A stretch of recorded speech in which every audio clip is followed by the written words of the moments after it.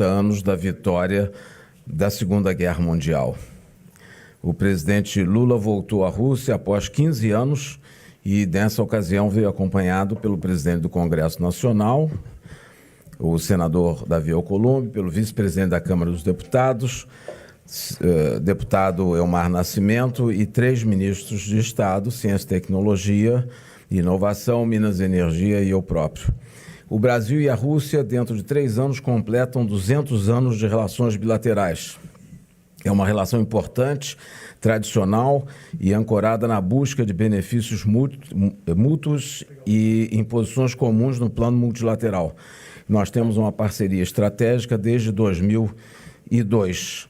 O presidente Lula, na manhã de ontem, acompanhou a parada militar pela celebração dos 80 anos do fim da Segunda Guerra e, na parte da tarde, teve uma reunião de trabalho com o presidente Putin. Nesse encontro de trabalho, trataram do estado do relacionamento bilateral, da cooperação em fóruns multilaterais, como o BRICS, o G20 e as Nações Unidas. O comércio bilateral é muito importante, como os senhores sabem, é mais de 12 bilhões de dólares no ano passado. Há um intercâmbio muito robusto e importante com fertilizantes e também energia, importante para a área agrícola, para o desempenho do setor agrícola brasileiro. No encontro com o presidente Putin, o presidente Lula explorou diversas formas de ampliar e diversificar esse comércio, inclusive à luz das oportunidades que se abrem hoje em razão da reorganização dos fluxos de comércio internacional. O Brasil e a Rússia mantêm também uma importante cooperação em matéria de ciência e tecnologia, o que contribui para o desenvolvimento industrial, científico e tecnológico brasileiro. Há oportunidades de cooperação nas áreas de energia nuclear, exploração do espaço, educação, entre outros. Na permanência aqui em Moscou, a ministra da Ciência e Tecnologia e Inovação, ministra Luciana Santos, assinou um memorando de entendimento sobre cooperação em ciência, tecnologia e inovação e outro sobre fortalecimento da cooperação no campo da pesquisa científica básica e aplicada. Ainda nesse ano, planejamos receber uma delegação russa para a realização da 12ª reunião da Comissão de Alto Nível Bilateral, a CAN, principal mecanismo de coordenação bilateral presidida pelos vice-presidentes de ambos os países e que não se reúne desde 2015. O Brasil e Rússia são parceiros em defesa do multilateralismo, tratamos da cooperação no âmbito do BRICS e das 6 prioridades da presidência brasileira nesse ano no BRICS, que é saúde global, comércio, investimento e finanças, mudança do clima, governança da inteligência artificial, reforma da arquitetura multilateral e da paz e desenvolvimento institucional. Cumprimentamos também a Rússia pela presidência, que foi muito bem sucedida, do grupo BRICS no ano passado, que elevou consideravelmente o perfil do grupo. Agora, no Brasil, realizamos a primeira reunião de ministros das relações exteriores do BRICS ampliado, agora com 11 membros permanentes e 7 parceiros de diálogo.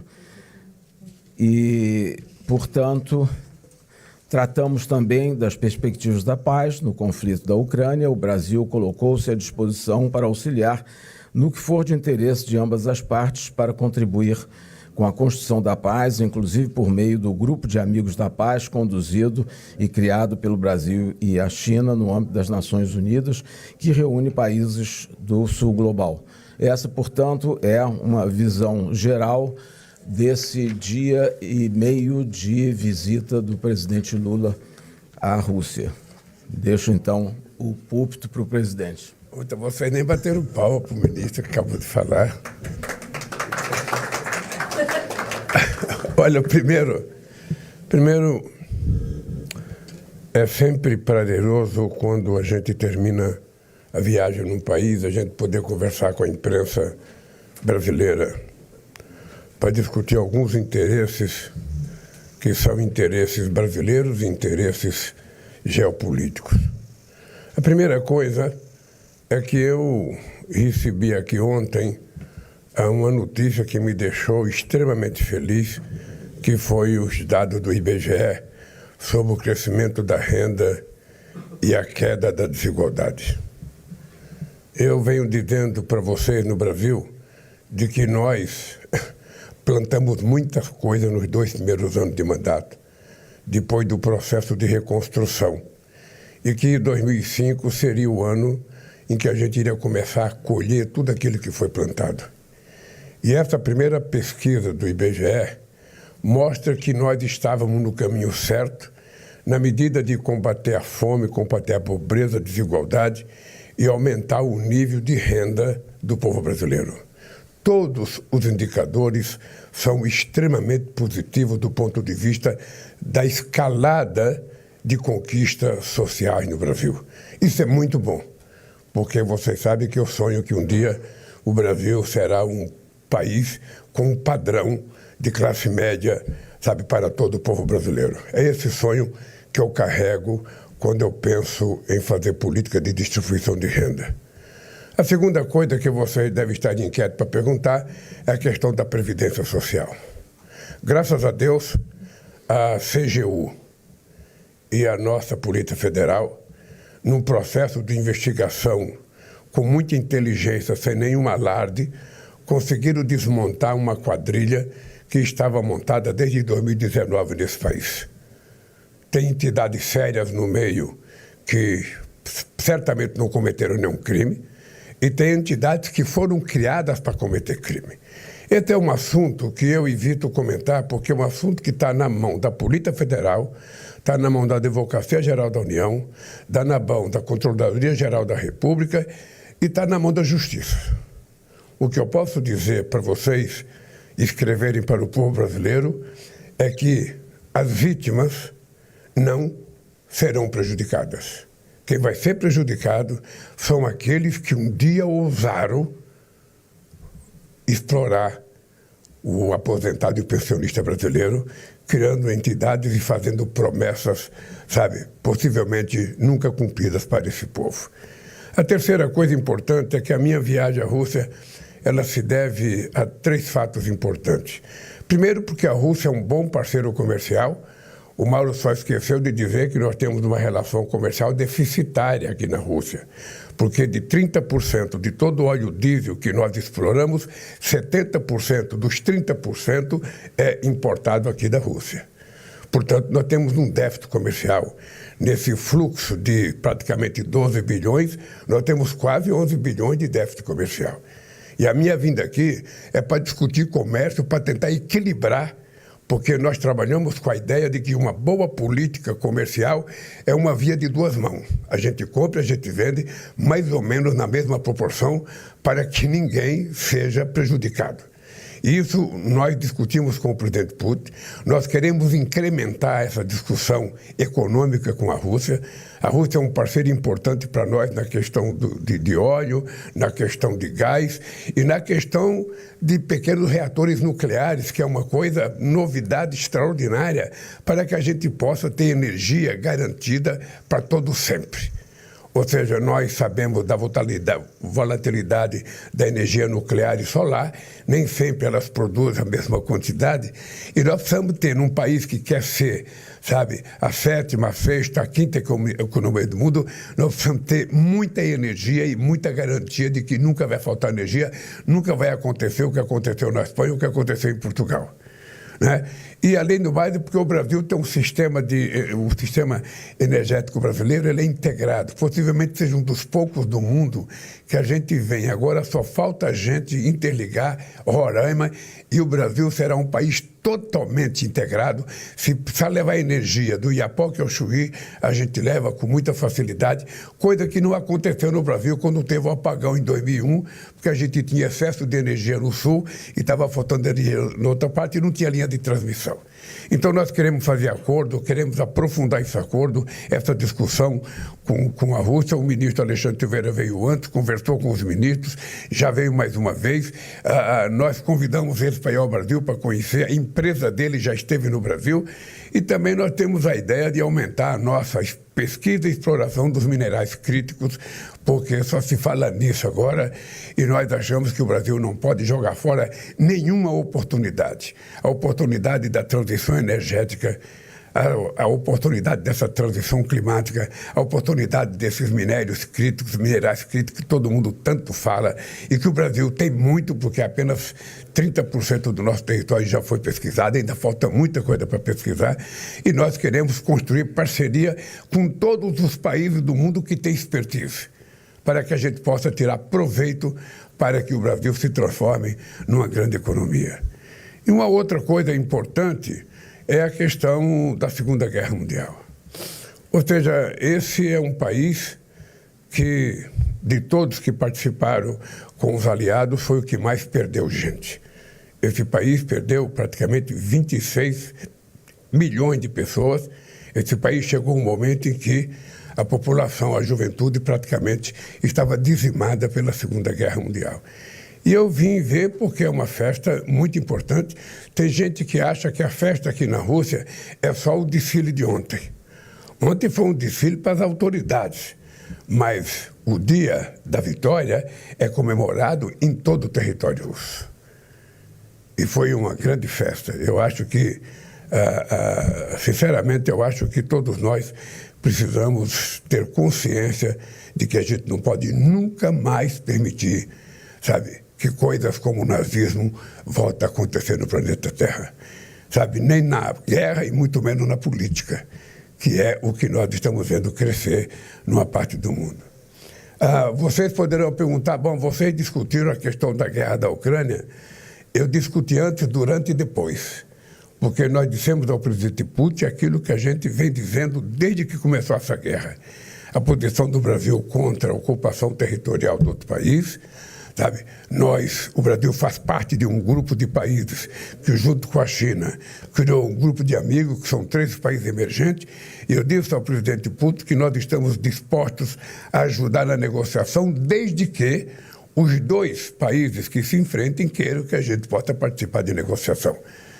O Brasil acha que é uma loucura ficar incentivando essa guerra, que é uma loucura. Sabe, a Europa está voltando a se armar com medo de guerra, que é uma loucura. A Inglaterra está voltando a se armar, o Japão está voltando a se armar. Ou seja, nós estamos gastando trilhões de dólares com arma, quando o mundo está precisando que a gente gaste trilhões de dólares com educação, sabe, com saúde e com comida para o povo que está passando fome. É esse mundo que a gente quer construir. Fiz questão de vir aqui para dizer que o Brasil está defendendo, sabe, o fortalecimento do multilateralismo. Não é possível, sabe, que a gente não tenha aprendido uma lição com a importância do que foi o multilateralismo depois da Segunda Guerra Mundial. Ou seja, humanizou o comércio entre os países, entre as nações. Querer voltar à teoria do protecionismo não interessa a ninguém, a não ser quem propôs a ideia. Porque o que nós queremos é um comércio mais flexível, mais justo, em que a gente possa, inclusive, fazer políticas de favorecimento dos países menores, dos países mais pobres. Discutir isso também com o presidente Putin, vou discutir amanhã com o presidente Xi Jinping, e isso vai fazer parte da discussão que nós queremos fazer no nosso querido BRICS, sabe, em julho no Brasil. Por isso eu volto feliz, sabe, com o que está acontecendo no Brasil, volto feliz com as conversas que nós estamos fazendo com os países, porque nós queremos fortalecer o processo democrático no mundo, o processo negocial no mundo. Eu tive a chance de participar praticamente numa última reunião importante do OMC em 2008, quando a gente estava a 1 milímetro de fechar a negociação comercial para o mundo, e o presidente Bush, porque tinha eleições, sabe, nos Estados Unidos, pediu para suspender as negociações. Nós paramos as negociações e nunca mais as negociações voltaram. Nunca mais os Estados Unidos lembrou de sentar no OMC para discutir. E a tentativa de fazer acordo unilateral, fazer acordo país por país, é jogar fora a essência do multilateralismo. E é por isso que nós não aceitamos isso, é por isso que nós somos contra o protecionismo e pelo fortalecimento do livre comércio. É isso. Não sei se vocês têm uma pergunta mais inteligente do que a minha. Lembrar que a minha mulher, ela veio antes de mim, ela foi fazer uma palestra sobre, sabe, a questão do combate à fome e à pobreza, sabe, a Aliança Global contra a Pobreza e a Fome na Universidade de São Petersburgo, e me trouxe a notícia, e aqui em Moscou também, e me trouxe a notícia que eu vou ser agraciado com o título de doutor honoris causa da Universidade de São Petersburgo. Uma universidade em que estudou Lenin e uma universidade em que estudou Putin. E eu vou ser doutor honoris causa. Feliz. É isso. Presidente Lula. Calma. Pô, eu achei que já estava um drone aqui caindo. Bom dia, presidente. Bom dia. Há poucos dias, cerca de 15 dias, o secretário de Defesa dos Estados Unidos apresentou ou reafirmou uma visão do presidente Trump de que os Estados Unidos precisam retomar o controle de seu quintal, disse ele, se referindo à América Latina, à América Central e à América do Sul. Quero saber qual é a sua avaliação dessa ideia que tem o governo Trump de que a América Latina é quintal dos Estados Unidos. Olha, eu não diria o governo Trump. Eu diria que há muito tempo, muita gente pensou que o Brasil era o quintal dos Estados Unidos. E o Brasil não é quintal, o Brasil é um país livre e soberano, com interesses soberanos do seu povo, e que a gente quer tratar com muito respeito os Estados Unidos, porque temos 200 anos de relações diplomáticas e queremos ser tratados com muito respeito. O Brasil não quer ser melhor do que ninguém, mas o Brasil não aceita ser pior do que ninguém. O Brasil, no mínimo, quer ser tratado em igualdade de condições. Então, o Brasil quer ser tratado com muito respeito. Sabe? Nós temos um país muito grande, um país com 213 milhões de habitantes, um país com um povo muito generoso, mas um país com um povo que ama o seu país. Portanto, o Brasil não será quintal de ninguém, de nenhum país, de nenhum continente. O Brasil será quintal do Brasil. Um país livre e soberano. Presidente, uma questão importante relacionada ao evento aqui. O senhor falou várias vezes da importância do evento, 80 anos, da lembrança da guerra. Mas para muitos países europeus, e não só para a imprensa europeia, isso aqui foi uma peça de propaganda política do Vladimir Putin. O senhor acha que o senhor contesta essa afirmação? E não há um custo de imagem diplomático e de imagem pessoal até que o senhor se coloca e se dispõe a ser um negociador em relação à Ucrânia. E muita gente diz que essa participação no evento o descredenciaria como negociador justamente por estar muito voltado para um lado. Eu acho que seria muito mais fácil as pessoas terem um pensamento positivo do que um pensamento negativo. A Europa deveria estar festejando o dia de ontem. Porque quem estava em guerra era a Europa. A França deveria estar festejando. A Alemanha deveria estar festejando o dia de ontem, porque graças ao que aconteceu em 1945, o nazismo que estava tomando conta da Alemanha foi derrotado. Então a Europa inteira deveria estar fazendo festa ontem. O dia da vitória contra o nazismo. Ou seja, eu não vejo qual é a crítica que se possa fazer, sabe, de um país que perdeu 26 milhões de jovens. Fazer a comemoração que foi feita. Eu não vejo porque, sabe, eu acho que o Brasil fez. E acho que a Itália vai fazer. Eu acho que é importante fazer, olha, exploração política. Se tudo for exploração política, você não pode fazer nada. A posição do Brasil, ela é muito, mas muito, muito sólida. Ou seja, independente de eu ter vindo aqui, independente de eu ir à China, independente de eu ir à Argentina, independente de eu ir a qualquer país, a nossa posição continua a mesma com aquilo que a gente pensa sobre a guerra da Ucrânia. Nós queremos paz. E discutimos ontem com o presidente Putin que nós queremos paz. E que é importante a paz. É importante a paz para a Rússia, é importante para a Ucrânia, é importante para os Estados Unidos, é importante para a União Europeia, que não vai gastar dinheiro em arma. Eu estou reivindicando, desde que eu fui presidente em 2003, vamos gastar dinheiro para combater a fome. São 733 milhões de pessoas que não têm o que comer todo dia. Entretanto, todos os países vão voltar a gastar dinheiro. Eu não sei se é verdade, mas eu vi na imprensa que a Europa vai gastar 800 bilhões de dólares se armando, quando deveria estar gastando metade disso para a gente dar comida para quem está com fome.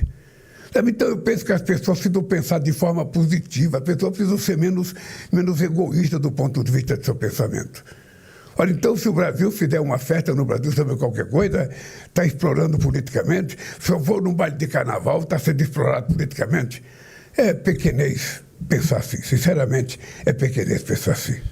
Presidente Vladimir Neto, da TV Globo. Primeiro, eu queria lhe perguntar como é que o senhor vê a ausência de outros líderes de democracias ocidentais no desfile do dia da vitória de ontem. E também como é que o senhor responde às críticas de que a visita à Rússia demonstra parcialidade em relação ao conflito com a Ucrânia. Eu sinceramente, quero dizer para vocês que o discurso do Brasil vai continuar exatamente o mesmo.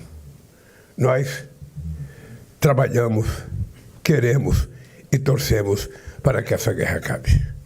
E essa guerra só pode acabar se os dois quiserem. Se um só quiser, não vai acabar.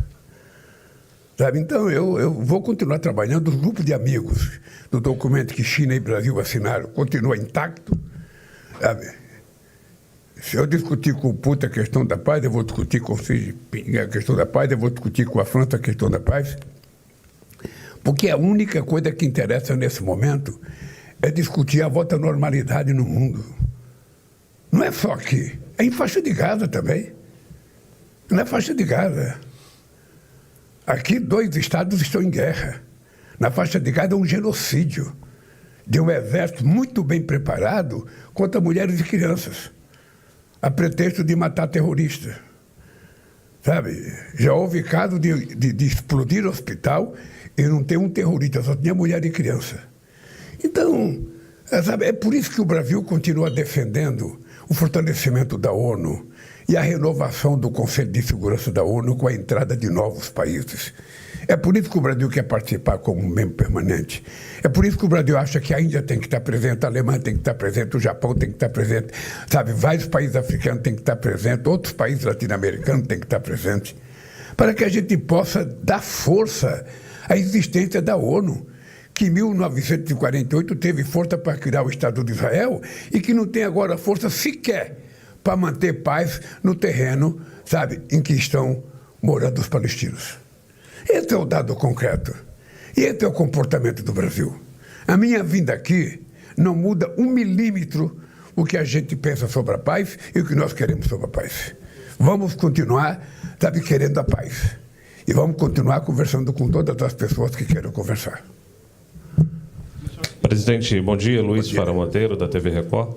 Eu queria saber se, em relação à Previdência, se o senhor tomou alguma decisão de pedir para que se acelere o ressarcimento daquilo que foi cobrado a mais, daquilo que foi desviado dos cofres públicos e dos pensionistas, e se o senhor avalia que houve um desgaste político grande para o governo, pela análise que se faz de que o governo demorou a tomar alguma providência a partir do momento que as primeiras denúncias foram feitas. Olha, veja, deixa eu te dizer uma coisa.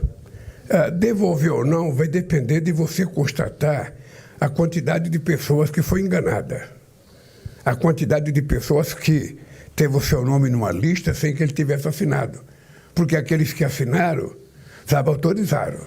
Então, o que nós queremos, e é por isso que tem a crítica que da demora, é porque, veja, você poderia ter feito uma pirotecnia, sabe, e não ter apurado. Como a gente quer apurar com muita seriedade, tanto a CGU como a Polícia Federal foram a fundo na exploração para chegar no coração da quadrilha. Se tivesse feito um carnaval há 1 ano atrás, possivelmente tivesse parado no carnaval. como acontece em todas as denúncias. Você faz um show de pirotecnia numa semana, na outra semana sai da pirotecnia e esquece. Não, nós resolvemos desmontar uma quadrilha que foi criada em 2019. É importante saber, uma quadrilha que foi criada em 2019. E vocês sabem quem governava o Brasil em 2019. Vocês sabem que era ministro da Previdência em 2019. Vocês sabem que era chefe da Casa Civil em 2019. A gente poderia ter feito um show de pirotecnia. Mas a gente não quer uma manchete de jornal. A gente quer apurar. A gente quer apurar e aquelas entidades que roubaram vão ter seus bens, sabe? Vão ter seus bens congelados. Nós vamos, desses bens, sabe, repatriar o dinheiro para que a gente possa pagar as pessoas. Ora, se a gente não tiver competência de retirar o dinheiro das entidades, obviamente que é importante dizer, e precisa só ter cuidado, não foi dinheiro dos cofres públicos. Foi dinheiro do salário dos aposentados. O que eu acho mais grave, não foi dinheiro dos cofres públicos. Esse dinheiro estava no bolso do aposentado quando alguém pediu para descontar do salário dele. Então o crime foi um assalto a aposentados, aposentadas e pensionistas desse país. Eles não foram no cofre do INSS, eles foram no bolso do povo. É isso que nos deixa mais revoltados. E é por isso que nós vamos a fundo para saber quem é quem nesse jogo. E se tinha alguém do governo passado envolvido nisso. É isso que nós vamos fazer. Eu não tenho pressa. O que eu quero é que a gente consiga apurar para apresentar ao povo brasileiro a verdade e somente a verdade. Porque eu não estou atrás de um show de pirotecnia. Eu estou atrás de apurar a verdade. Quem foi que assaltou o bolso dos aposentados e das pensionistas brasileiras? O que eu sei é que eles não terão prejuízo. Presidente, por favor, a taxa de juros, o aumento da taxa de juros não prejudica o desenvolvimento da economia? O Brasil poderia participar de uma missão de paz na Ucrânia? Aqui eu obedeço ordem. Uma do cerimonial, outra da segurança e outra da assessoria. Presidente, de quem que é? Muito bem. Vamos lá.